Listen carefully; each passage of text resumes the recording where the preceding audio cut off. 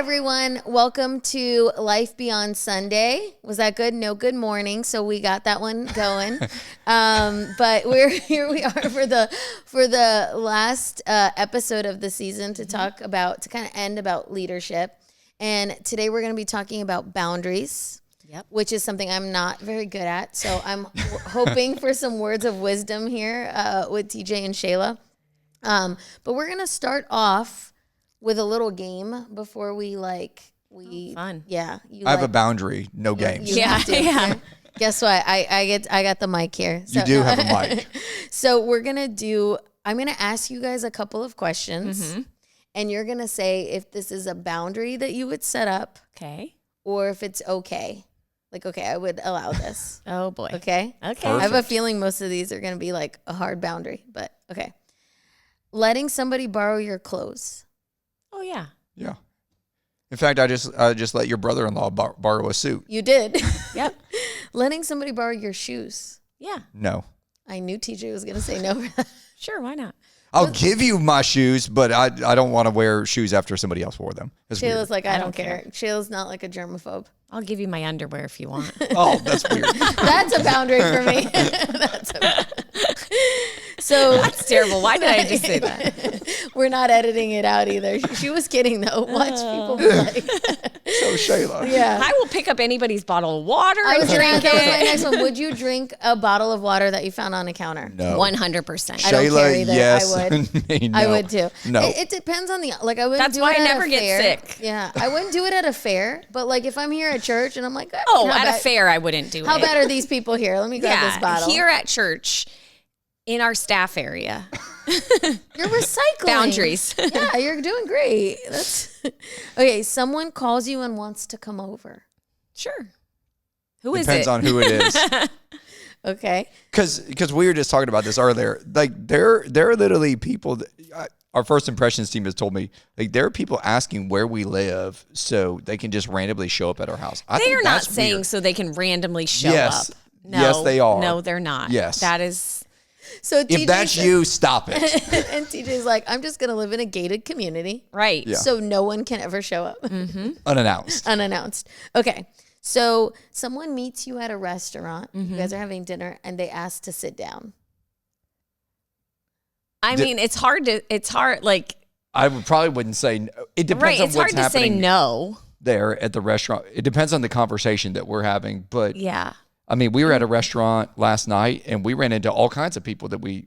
But they didn't ask to sit None down of them at our asked us. table. They sat down if right they next to did, we would have been like, yeah, sure, come on. But is it okay if they come up and say hello? Oh, yeah. Okay. All right. So Please, but when you do come up and say hello, please introduce yourself because I probably don't remember your name.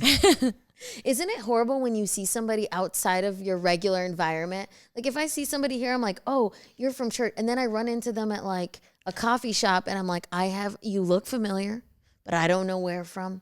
And that's horrible. I just smile at people and go, oh, hey, how are you? I just act like I know everybody because I don't know whether how do you keep the conversation going? How's your wife and kids? Hey, And the how are person's you like, I'm doing? not married. But usually if they don't know you, they're not going to engage. It's just going to be, oh, good. And if they know you, then they're going to keep talking to you. Yeah. People around here think you guys are the happiest people in the world because you just walk around and like you're like, Hey, how are you? 'cause Good you're to see skinny. you. Okay, so asking someone how much they make. Do I ask? Can they ask me that, or do I ask No, them it's that? just Either the way, I question think is that's about, is that about, oh yeah, I would say 100%. yes. Yeah, I think that unless you're in deep relationship with somebody, that's Yeah. an awkward question. Yeah, I wouldn't ask it either. Yeah. Boundary. Yes. Okay. All right. So that was just a little bit of fun here, but the actual sometimes boundaries are obvious, but sometimes they're difficult to set, Yeah. right? And I think especially when that intertwines not with so much with leadership too, but with like faith and like this attitude of like I have to serve, or I've been called to serve, and setting up healthy boundaries for that. But to start, let's kind of the definition what are boundaries and why are they important? It's kind of the first question I have for you guys. What are boundaries? I always think about it as guardrails. Like, what are the things that you've set up for your life so that you don't go over the edge and get hurt or hurt somebody else? I think it was Andy Stanley that talked about, he actually did a sermon series way back in the day called Guardrails. And is a great, if you want to go watch something that's pretty old, I don't know how old that is, maybe 10, 15 years old now, but it was a great series on like, hey, what are the things that you put in your life that aren't there to keep you from something? They're actually to protect you from something. Do you agree with that? 100%. So boundaries are basically limitations or they're protective measures. They're protective measures for yourself and others. And other people. That you set, like, you know, if the line's here, you're setting your boundaries back here. Yeah. So that even if you cross over it a little bit, you know, there's still a lot of room that you don't get in trouble. Yeah. Why this is funny because I was just thinking about this. We have somebody who was supposed to come over the house that actually goes to our church, and she was supposed to tutor Alana, and I was supposed to be home today, and a series of things happened, and I wasn't going to be home. So she said I texted her. She's like, I just want to confirm for tomorrow, and I said, yeah, hey, listen, something happened. I'm not going to be home. Ma will be here though, and both the kids are home if you want to. And I was like, I don't know how to communicate with her that I would rather wait, but it was really cool because she wrote a message back and she said, hey, I know you guys have some boundaries that you guys like to practice. Do you want to reschedule for Thursday? And I was like, yes, thank you. Yeah. Well, I tried to be nice. I was like, yeah, I'm going to be home Thursday, but if you want, and I thought that was really like a good thing because first of all, I didn't know how she was going to feel. Right. Second of all, that is something that we prefer not to do is have somebody home with, even though the kids were home, like it's just a measure that we prefer not to have. So we ended up putting we put a boundary in place. And because I had communicated that in other forms before, she ended up like remembering that. And I think she probably has her own set of boundaries too. So I guess my question to this, is how do you communicate or how do you let people know in a way that isn't hurtful or that isn't what your boundaries are? First, I think they need to be clearly defined for yourself, right? I think that's a predefinition. Once you clearly define those, how do you communicate them? I think it can look different in everything, but I mean, some of it is like in having in conversations with people, it might be like, hey, this is nothing against you. And, you know, it's okay if you do these things, but in my life, there's some things that I do personally, that things that I have set up that, you know, I just value. And so I'm sorry I can't do, you know, X, Y, Z or whatever. Let's say it's riding in the car with the opposite sex. Like, hey, nobody's available to go pick up this guy from the airport, you know, like setting up boundaries says, I'm not going to do that. So I'm going to have to go find somebody that will. I guess that's not communicating that to somebody, but I think a lot of the times it's not necessarily communicated like, hey, this is why I can't do that. Right. It's just like, hey, I'm not able to accommodate that, or I'm not able to accomplish that, or I can't take that meeting with you because my wife's not available. And so I'm not saying like, oh, I won't meet with you alone. I'm saying, hey, my wife's not available for that. That's so good. I'm not able to have that appointment with you. And so it's not outright saying like, here's my boundary, but it's subtly saying, hey, there are some measures I have in place that are for your protection and for mine. Yeah. Here's what would allow that to happen. When my wife's available. When my wife's available, let me check my wife's schedule to see when we would be available to meet with you. And how do you balance, like, I think some boundaries are easier, right? Like when you're protecting your marriage, when you're protecting your kids. I think that some of those boundaries are like you set rules. Oh, maybe your rule is I'm not going to allow sleepovers. Maybe your rule is I'm not going to allow you to a house if I don't know somebody. If you're married, we're not going to ride in a car with those are boundaries that are easier sometimes to set. But sometimes when it comes to serving, to being available for other people, right? As Christians, we feel like God has called us to serve and be available for one another. That to me is an area where sometimes I'm like, somebody wants to meet with you. Somebody wants to, and we're talking same sex here. How do you create boundaries in your calendar or in your space or in your, how do you know when this is a call to like, okay, I have to be available for this person. And okay, I've either met with this person a million times and I don't want to, like, they're not, well, how do you set these? I know that was like a loaded question, but like. one of the things with meeting with people that I think Shayla and I both employ this tactic. Like if I'll meet with anybody one time, but you're always going to have work to do. And if you don't go and do that work, you don't get a second appointment. Like my time is valuable. And this isn't an arrogant thing. I just realized that there is a high demand on my time from a lot of different aspects. And so if you're not willing to make the investment in yourself and do the work on your own, then I'm not willing to make the investment in you. And it's actually a boundary that I've set for myself and for them. Like, let's not waste time. And so here's homework, here are tasks. If you don't do those things, there's not another meeting. Yeah. Well, and I don't even think you have to say there's not another meeting. A lot of times people don't circle back because they're like, oh man, that dude was serious. Like I'm not going to do that. I also think, and this might be a little bit of a different approach, not the same kind of thing. And now I just lost my train of thought. It was so good. And I had it. It was TJ, right you there. talked too long. You had to cut off like 10 seconds earlier. She had it, and now it went away. Dang it. Just keep talking. And, okay. No, but I guess the question are there ways that you yourself, like, how do you decide? Like, I remember. Okay. See, I knew you just needed a minute. Yeah. So I think a lot of times, one of the things that we do, if somebody asks us, and this is maybe a good boundary or a good way to set boundaries or to follow through on what we say. So somebody says, hey, there's a birthday party in 2 weeks or something like that. And you don't want to go or you're not going to go, but to make other people feel better, sometimes we go, well, yeah, let me check. Maybe I'll be there. Instead of just giving no, I'm sorry, I can't come. I think a lot of times we use maybe or let me check when we already know the answer.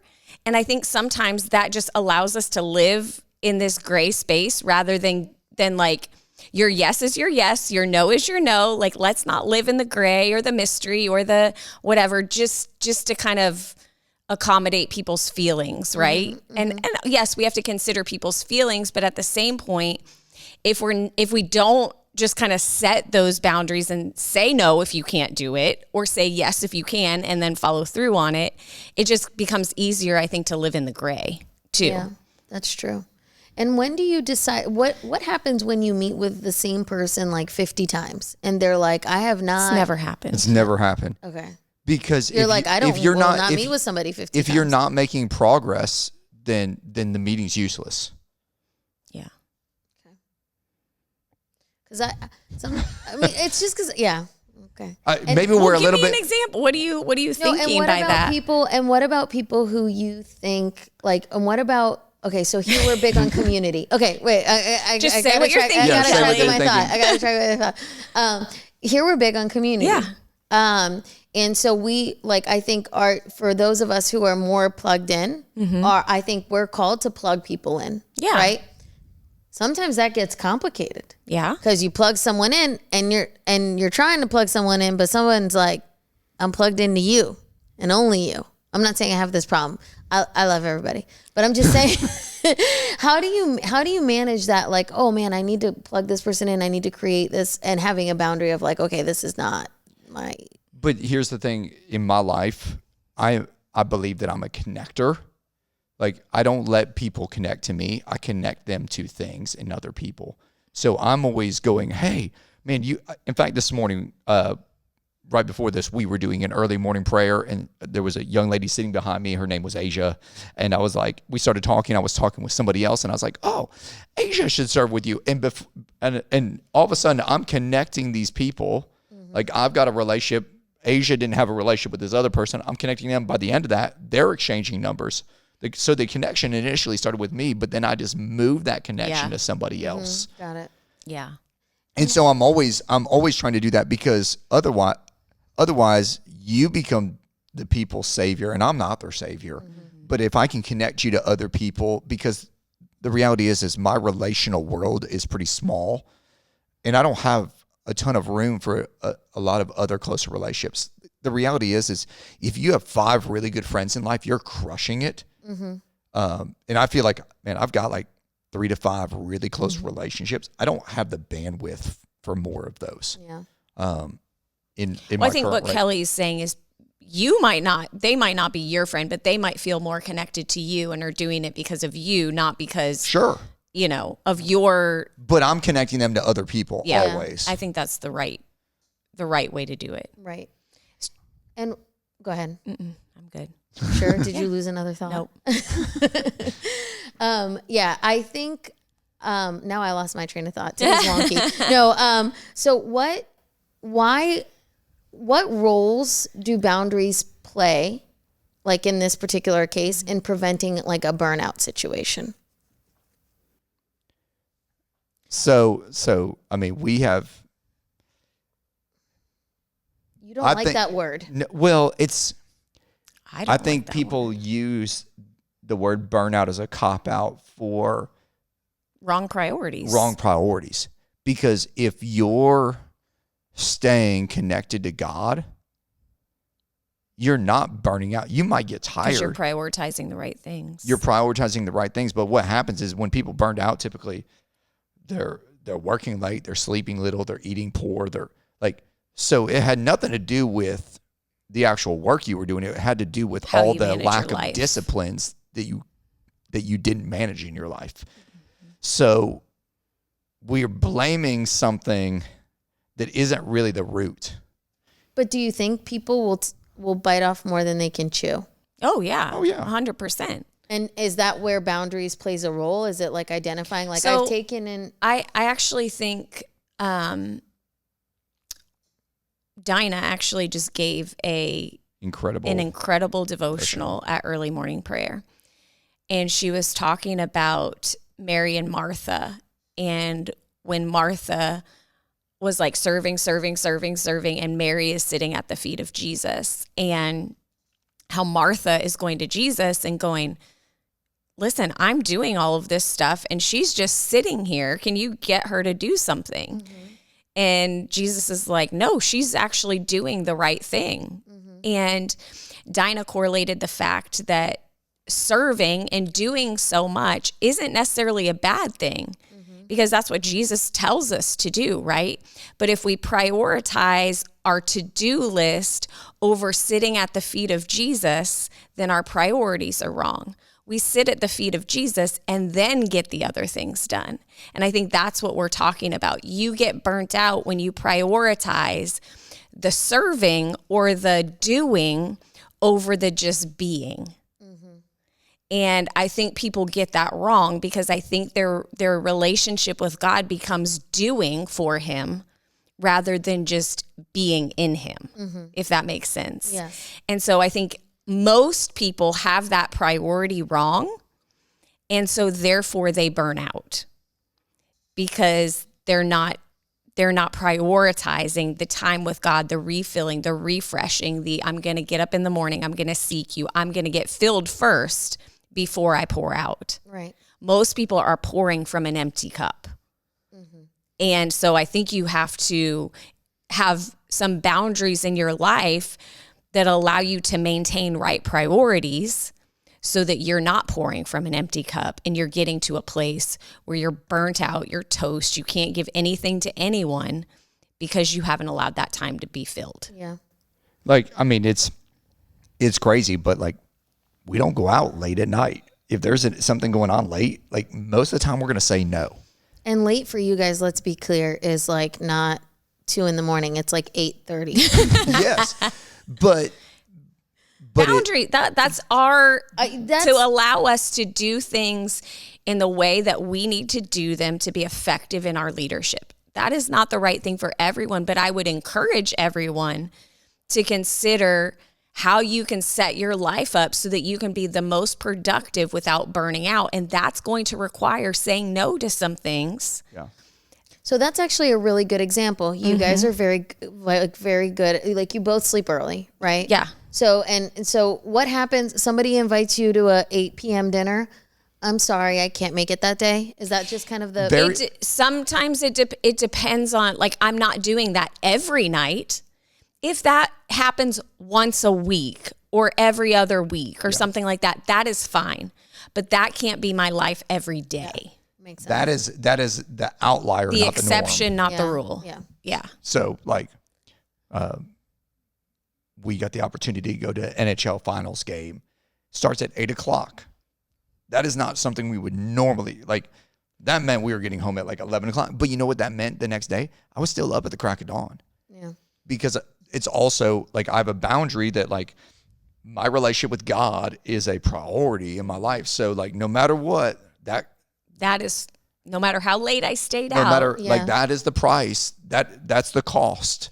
Like, so if I'm going to say yes to doing that, I also have to say yes to this. And if I say yes to both every single day, something's going to suffer. Yeah, something's got to give. Yeah. Yeah. Some other things, like, for example, I'm going to give an example for myself. When I lead a group, anybody can sign up for the group that we lead here at church. Yeah. Anybody can sign up. I will only lead a group with somebody that I feel comfortable leading with. That's a boundary. Yep. A lot of times people are like, oh, can we? And I'm like, if I don't know you, if I don't get along with you, and I mix that with, okay, let me try and find somebody who I enjoy, Right. but I also feel like we can help grow, right? So that's like a boundary for me. Summers, I really. I travel for work, and summers I really I almost refuse to travel for unless like the world is falling apart. Yeah. That's something that I pull my kids out of every sport. I don't care. They're not doing anything in the summer. Yep. Like that's kind of our, so those are ways that even though I'm still working, even though I'm still at church, even though I'm still, it's like a built-in kind of thing. They know we don't do any of the extracurricular activities. This is our time to just be. You guys can, wake up late, they can, they still have bedtime though, because mom needs a boundary. Yes. But those are some other types of things. Okay. And, any kind of last things that you guys want to mention about boundaries before I ask you one other thing to close up the season? I don't think so. Okay. Yeah. If you had to, thinking about all the topics that we talked about and all this stuff about leadership and about preparation, if I had to ask you hey, what are 2 or 3 books that you would say, go read these today, and this would change kind of your leadership, lifestyle, outlook, now that we've gone through this season, what would you say what titles would you give out? You want me to go? Sure. Boundaries for Leaders by Dr. Henry Cloud. It's probably, Shayla would probably agree with this, the best leadership book we've ever read. I would say The Way of the Shepherd is a fantastic book about just leading people and how to care for them. If I had to pick a third book on this, what would I pick? I think there's some principally things that habits are important, right? Atomic Habits. I know you said you just read that, but I think those are the things that help us create the healthy rhythms in our life. The principle of the path. That's what I was just going to say. The principle of the path. I actually have a compass on my arm as a reminder. It's direction, not intention, determines destination. Yeah, a lot of people have good intentions. Yeah. But they don't have the right decisions direction. they make don't take them to that. So Boundaries for Leaders, Way of the Shepherd, Principle of the Path, Atomic Habits. Yeah. Would you? You need more? You want more? I was going to add one. Okay. What is it? Intentional Living by John Maxwell, I think is a I would very good say one. The Self-Aware Leader by John Maxwell, I think is actually the best book he ever wrote. I don't think I've read that one. Wow. It's small too. Okay, perfect. Small is right up my alley. Small. People love small books.